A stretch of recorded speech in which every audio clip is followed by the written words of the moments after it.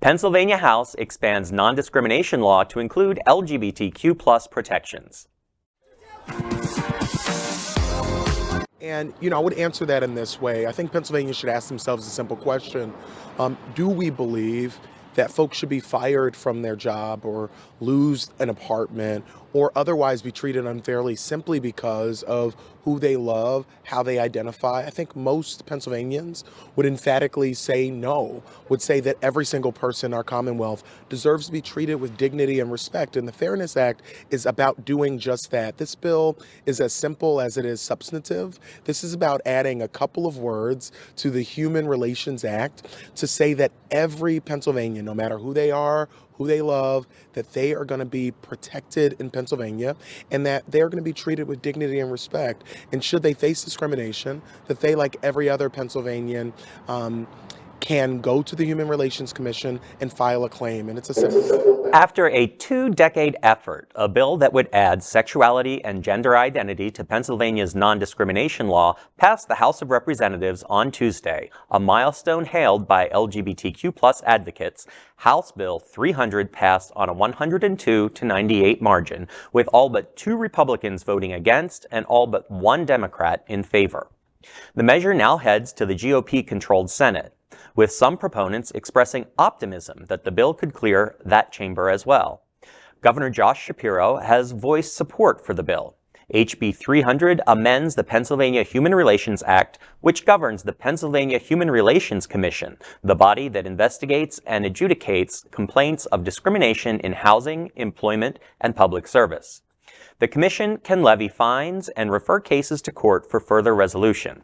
In addition to race, religion, and other attributes listed in current law, HB 300 would add sex, sexual orientation, gender identity, or expression to the list of prohibited types of discrimination.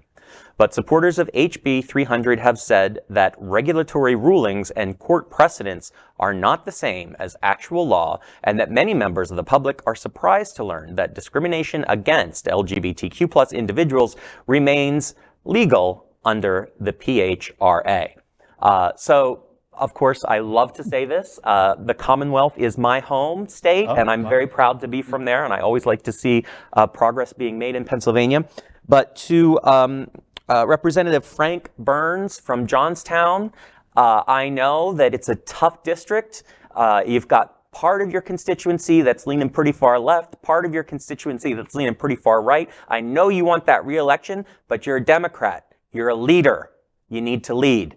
So I'm sorry that you missed the step here on that vote. Wow. Well, he got burned. So for a lot of us, we would not be sending him money in that campaign. So. Well, once again, things are happening in the Northeast that stand little chance of ever taking place here in the Southeast. I just wish the weather was better, and then I'd move up north. Right.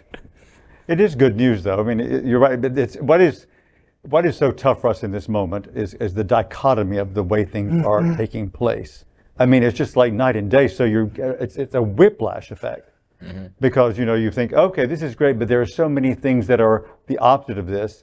It's almost hard to really enjoy and relish the moment, but it's important to do so and take note. 22 years it took to get a committee. Well, at some point it got a committee here, but it would just die upon arrival to a chairman in their committee for decades. 22 years. We reported a couple weeks ago that it had finally cleared the House committee, and then now tonight we say that it has passed the House. That's great. I'm glad. I mean, I don't really know Pennsylvania politics that well, except that it is now, after this last Florida election, Pennsylvania is now the swingiest of swing states. And so there's a lot to look for there. But the optimism shared in the Senate is dubious at best, because like you said, it's so swingy and it's so tight. It's 28-22 for Republicans in the Pennsylvania Senate. So you've got to peel off 3 Republicans. And that doesn't sound like a whole lot, but when there's only 28 to work with, you're talking about, a sixth of the conference, about almost 1/7 of the conference. So the House is slimmer. The House is like, I think, 2, and there's special elections coming up, so people need to vote. Well, but the House is a Democrat, though. I mean, they're the ones who moved it through. It's I'm just all of that progress can go back if we don't vote in those 2. If people in Pennsylvania don't vote in those 2 special elections. Do you know when those specials are? I want to say it's in about 6 weeks or so. Okay, so it's like Russell. we're on the doorstep. Yeah, I'm not too familiar with their election schedule in Pennsylvania, Sure. but I know from all of the news that people are paying attention to that in Pennsylvania. LGBTQ+ news is vital for our community and for the broader world as a whole. We have enough enemies at Fox News. Tucker, Sean, and Laura are loud.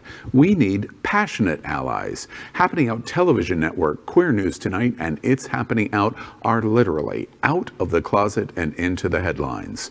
Our community needs your support. Like this broadcast and subscribe now to ensure the growth of the entire LGBTQ+ community.